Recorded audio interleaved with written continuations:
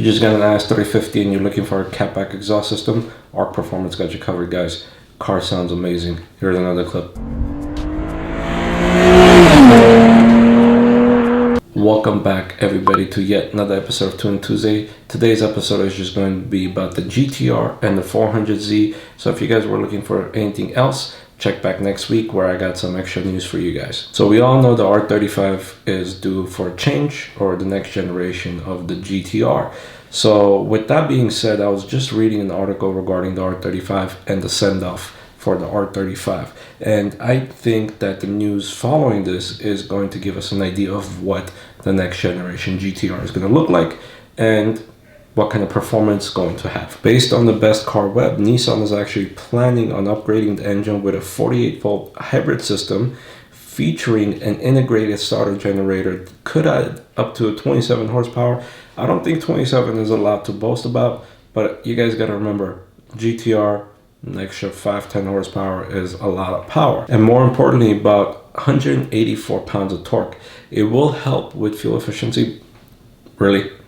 Fuel efficiency? Who gets a GTR for fuel efficiency? Now, it is said that the new GTR, or the send-off R34 GTR, is going to be the final edition. That's what it's going to be called, and it's going to have about 710 horsepower. Now, the GTR has come a long way from the most recent body that change it had, the most recent upgrades it had, whether it was a Nissan GTR, the Black Edition, Track Edition, whatever it was.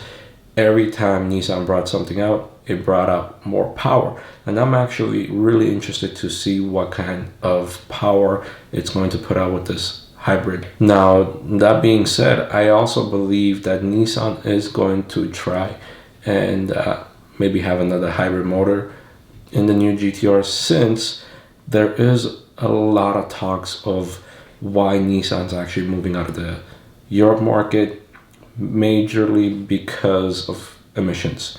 And that's the next story that we're going to get into. It's actually regarding the 400Z. The European market will not be getting the 400Z.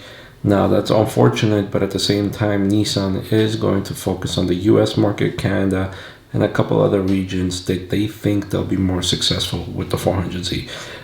They will, however, focus their attention as far as the SUV lineup goes on the European side, not as much as for the sports car, because the European side does have a lot more options from BMW, Mercedes, Audi, and so forth. That's not all bad news. At the same time, it's not good news either, but let's see what the future holds. Maybe they might change their minds, but we'll see. Now, I did say this was going to be all Nissan related. However, I just couldn't help talk about this, but Toyota said they're halting production of the Toyota GR86 because they felt that it looked too much of a Subaru. I just got a question for you guys. Were you guys asleep on the last time that you guys met a FRS? Or am I missing something? Thank you once again for joining in on Tuning Tuesday. Hopefully you guys liked this episode, so make sure you hit that like button, subscribe, and of course, turn on all the post notifications. See you guys next time.